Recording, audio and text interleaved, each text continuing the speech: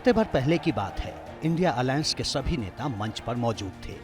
वार हुआ, पलटवार हुआ और ऐसा पहली बार हुआ जब इंडिया अलायंस के सभी नेता एक मंच पर मौजूद थे, एक सुर में बीजेपी और केंद्र सरकार को कोस रहे थे।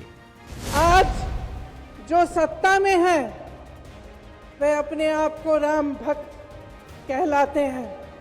सदैव नहीं रहती सत्ता, यही संदेश था भगवान राम का उनके जीवन का। जब आप संविधान का उल्लंघन करते हैं, जब आप कानून का उल्लंघन करते हैं, वो देशभक्ति नहीं देशद्रोही होता है। अरविंद जी को अरेस्ट किया, हेमंत जी को अरेस्ट किया तो लोग डर जाएंगे, लेकिन उनको आज तक पता नहीं, उन्होंने अपने देशवासियों को कभी पहचाना नहीं। मेरे भारत का हर कोई डरने वाला नहीं, लड़ने वाला है। ये उनका कहना है या हमारे पास आओ, गवाही दो या नहीं तो गूंगे हो जाओ। इसीलिए आज केजरीवाल जी को, आज हेमंत सोरेन जी को अंदर डाल दिया। ये उसी दिल्ली का रामलीला मैदान था जहां बीजेपी लगातार 2 बार से क्लीन स्वीप कर रही है, जिसका मुकाबला इस बार आम आदमी पार्टी और कांग्रेस मिलकर कर रही हैं। सवाल ये है, क्या दिल्ली में 2014 और 2019 वाले नतीजे रिपीट होंगे? क्या कांग्रेस और आप बीजेपी को रोकने में कामयाब होंगी? दिल्ली में ऑपरेशन 100% के लिए बीजेपी की रणनीति क्या है? दिल्ली के लिए बीजेपी पहली लिस्ट में ही उम्मीदवारों का ऐलान कर चुकी है। पुराने उम्मीदवारों में सिर्फ मनोज तिवारी की ही सीट बच पाई है। 6 नए चेहरों को मौका दिया गया है। अब सवाल ये है कि दिल्ली की लिस्ट से पुराने नाम क्यों डिलीट किए गए? इनमें सबसे बड़ा नाम डॉक्टर हर्षवर्धन का है। हर्षवर्धन लगातार 2 बार से चांदनी चौक सीट से सांसद थे। इस बार उनकी जगह प्रवीण खंडेलवाल को टिकट दिया गया है। प्रवीण खंडेलवाल वैश्य जाति से आते हैं। चुनावी राजनीति में वो नए हैं, लेकिन व्यापारी नेता के तौर पर उनकी पहचान दिल्ली में अच्छी खासी है और चांदनी चौक लोकसभा सीट मुख्य तौर पर व्यापारियों से जुड़ी हुई मानी जाती है। ऐसे में प्रवीण खंडेलवाल को उतारकर बीजेपी ने एक बड़ा दांव चला है। लेकिन चांदनी चौक के वोटर क्या कहते हैं? जनता की उम्मीदें अच्छी है, यहाँ से जीत के जाएंगे खंडेलवाल जी। पुराने यहाँ के लोकल है और चांदनी चौक से पहले भी लड़े हुए हैं, तो अच्छे चुनाव से अच्छे मार्जिन से जीत के जाएंगे यहाँ से।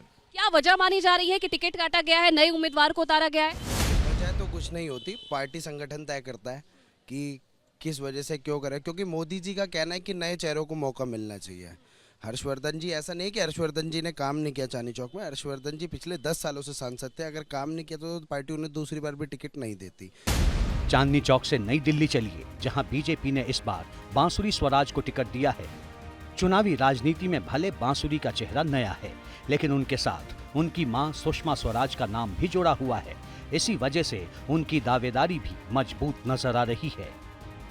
आदरणीय राष्ट्रीय अध्यक्ष श्री जेपी नड्डा जी की अध्यक्षता में पार्टी संकल्पित है एक सशक्त भारत के लिए। राष्ट्र सर्वोपरि, सेवा परम धर्म, इन दोनों सिद्धांतों को आत्मसात कर और हमारे आदरणीय प्रधानमंत्री श्री नरेंद्र मोदी जी के नेतृत्व में और उनके आह्वान पर सबका साथ, सबका विकास, सबका विश्वास और सबका प्रयास, इस मूल मंत्र के साथ एक विकसित भारत के लिए प्रत्येक भारतीय जनता पार्टी का कार्यकर्ता अथक प्रयास कर रहा है। चुनावी दावे अपनी जगह हैं, लेकिन अरविंद केजरीवाल की गिरफ्तारी के बाद से ही दिल्ली में सियासत गरमाई हुई है। वोटिंग से पहले ही आम आदमी पार्टी को बड़ा झटका लगा है। ऐसे में रामलीला मैदान में जिस तरह से इंडिया गठबंधन ने अपनी ताकत दिखाई, क्या उसका चुनावी नतीजों पर भी असर होगा? चुनावी नतीजों के आंकड़े भी कुछ इसी तरह का इशारा देते हैं। मसलन दिल्ली में लोकसभा की 7 सीटें हैं। 2014 और 2019 के चुनाव में बीजेपी ने दिल्ली की 7 सीटों पर एक तरफा जीत हासिल की। पिछले चुनाव में बीजेपी का वोट शेयर सभी 7 सीटों पर 50% से भी ज्यादा था। 2019 के चुनाव में कांग्रेस और आम आदमी पार्टी ने अलग अलग चुनाव लड़ा था।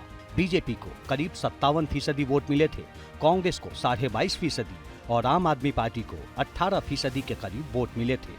कांग्रेस और आम आदमी पार्टी को मिले वोटों को मिला दें तो भी कुल प्रतिशत होता है 41। अब अगर 2024 के लोकसभा चुनाव में यही वोटिंग पैटर्न रहा तो आम आदमी पार्टी और कांग्रेस के साथ आने से भी बीजेपी की सेहत पर कुछ खास असर पड़ता दिख नहीं रहा। लेकिन 400 प्लस का टारगेट लेकर चुनाव मैदान में उतरी बीजेपी कोई चांस लेना नहीं चाहती। इसके साथ ही दिल्ली में शराब घोटाला चुनावी मुद्दा बन चुका है। अरविंद केजरीवाल की गिरफ्तारी के बाद से ही बीजेपी हमलावर है। बीजेपी आम आदमी पार्टी और कांग्रेस पर ये कहकर हमले कर रही है कि आम आदमी पार्टी जिस कांग्रेस के भ्रष्टाचार को मुद्दा बनाकर सत्ता में आई थी, आज सत्ता पाने के लिए और भ्रष्टाचार में भागीदारी निभाने के लिए एक साथ खड़ी हो चुकी है। दिल्ली के मुख्यमंत्री और आम आदमी पार्टी के जो सबसे बड़े नेता हैं अरविंद केजरीवाल, वो जेल की सलाखों के पीछे हैं। तो क्या लगता है आपको कि अगर वो कोई सिंपैथी वोट आया या सिंपैथी गेन की तो फिर उससे कैसे निपटेंगे? आपने कभी किसी चोर और अपराधी के लिए सहानुभूति देखी है? एक आदमी जो दिल्ली की जनता को लूट रहा है, जाके देखिए ना उन बहनों को जिन्होंने इस शराब की दुकानों की कीमत चुकाई है। जब शराब एक बोतल के साथ दूसरी बोतल फ्री बट रही थी, कैसे युवाओं को नशे में धकेलने का काम किया, कैसे उन माता और बहनों के साथ अत्याचार होते थे। जिन्होंने इस शराब की पीड़ा को सहा है, वो जो बहनें हैं वो घर घर जाके बता रही हैं कि ये अच्छा हुआ, इसने हमारा घर बर्बाद करने की कोशिश की थी, ये ईश्वर ने इसको सजा दी है। बीजेपी को 2014 और 2019 जैसे नतीजों का ही भरोसा है, लेकिन कांग्रेस और आम आदमी पार्टी के साथ आने से कुछ हद तक असर हो सकता है। मसलन कांग्रेस और आम आदमी पार्टी के वोट काफी हद तक एक दूसरे के पूरक हैं। कांग्रेस के पारंपरिक वोटर अनुसूचित जाति, अनुसूचित जनजाति और अल्पसंख्यक हैं, जो कि दोनों पार्टियों में बंटे हुए हैं। इसी वोट बैंक के दम पर इंडिया अलायंस बीजेपी की शिकस्त का दावा कर रहा है। उन्हें ये फिक्र है हरदम नया तर्जे जफा क्या है। जफा मतलब होता है अत्याचार। उन्हें ये फिक्र है हरदम नया तर्जे जफा क्या है। हमें भी शौक है देखें सितम की इंतहा क्या है। तो भारत के लोकतंत्र को बचाने के लिए, इस देश से तानाशाह हुकूमत को हटाने के लिए, अपने मुखिया अरविंद केजरीवाल जी की लड़ाई को आगे बढ़ाने के लिए आम आदमी पार्टी का एक एक कार्यकर्ता अरविंद केजरीवाल जी के साथ है और हम लोग इस लड़ाई को आगे बढ़ाएंगे।